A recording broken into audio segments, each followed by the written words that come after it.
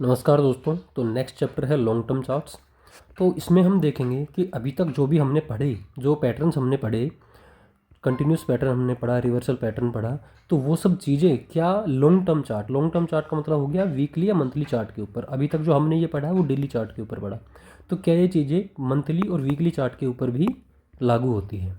ठीक है, तो सब और होती है तो क्या उसका फ़ायदा हमें होता है। तो सबसे पहला फ़ायदा होता है कि लॉन्ग टर्म चार्ट जो है वो रेंडमनेस का मतलब जो वोलेटिलिटी होती है मार्केट के अंदर कि एक दिन ऊपर मार्केट एक दिन नीचे, उससे हमको बचाता है।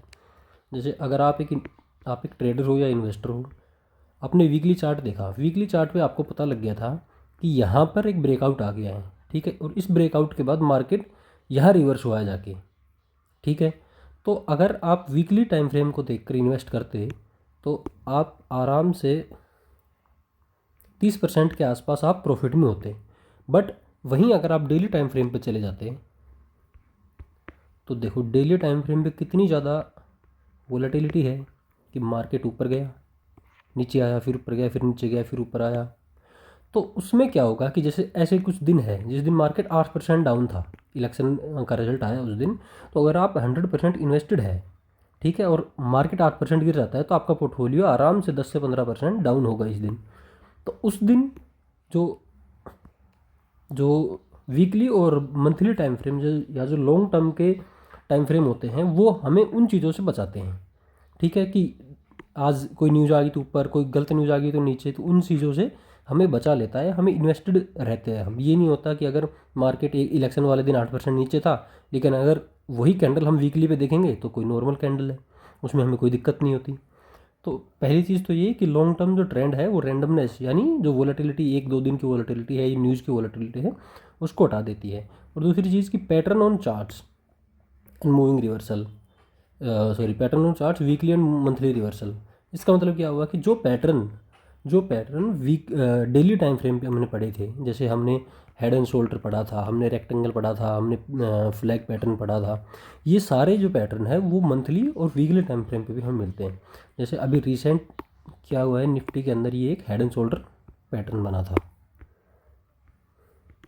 ये लेफ्ट हेड, ये हेड, और ये सॉरी लेफ्ट शोल्डर, ये राइट शोल्डर। तो ये एक ऐसा हेड एंड शोल्डर पैटर्न जो हमने पढ़ा कि हेड एंड शोल्डर क्या होता है, रिवर्सल पैटर्न होता है। तो इस पैटर्न से हमें ये पता लगा कि निफ्टी ने यहाँ पर अब टॉप बना दिया, यहाँ हमें पता लगा एग्जैक्टली क्योंकि इसका ब्रेकडाउन यहाँ आया। तो अब वही चीज़ अगर हम लॉन्ग चार्ट के ऊपर जैसे ये देखें तो यहाँ एक फ्लैग पैटर्न सा बन रहा है। ठीक है, ये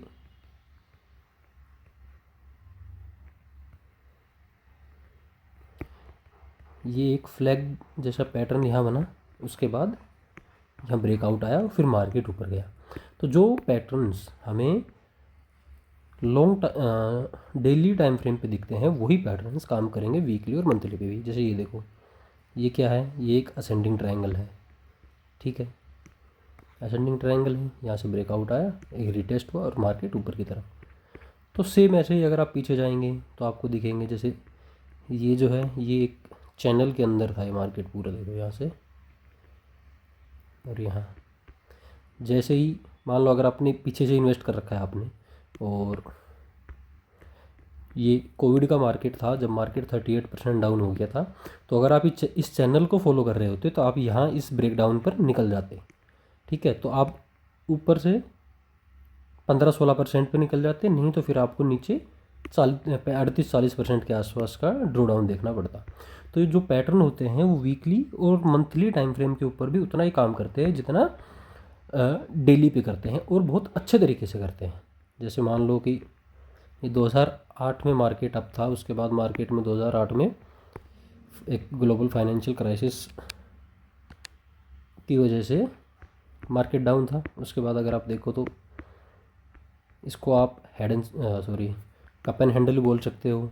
ठीक है, ये कप एंड हैंडल, या फिर इसको आप एक असेंडिंग ट्रायंगल पैटर्न भी बोल सकते हो यहाँ पर आकर। ठीक है, यहाँ आकर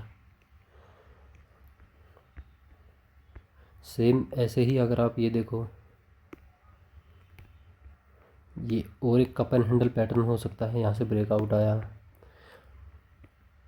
जैसे अब ट्रेंड लाइन्स हमने देखी थी, तो ये देखो, ये अगर हमने ट्रेंड लाइन ड्रॉ की होती तो 2020 का जो फॉल था उस ट्रेंड लाइन पे सपोर्ट लिया इसने। अब अगर हम मान लें कि और कोई जैसे कोविड जैसी सिचुएशन आ गई, तो हो सकता है मार्केट यहाँ तक आ जाए, इसको सपोर्ट करे। या अगर अभी जैसे मार्केट के गिरने की और संभावना है, तो सबसे पहला सपोर्ट क्या होगा? अगर हम वीकली पे देखें तो ये ट्रेंड लाइन एक सपोर्ट के रूप में रहेगी। तो मंथली और डेली चार्ट, मंथली और वीकली पे भी पैटर्न्स ऐसे काम करते हैं जैसे डेली चार्ट के ऊपर करते हैं। तो ये छोटा ही चैप्टर था। इसके बाद का जो नेक्स्ट चैप्टर है वो ज़्यादा इंपॉर्टेंट है, जो कि मूविंग एवरेज और ऑक्सीलेटर्स के ऊपर है। तो आई होप आपको कुछ आज नया सीखने को मिला हो। अगर वीडियो अच्छी लगी हो तो लाइक कीजिए, कमेंट कीजिए एंड सब्सक्राइब कीजिए। Thank you.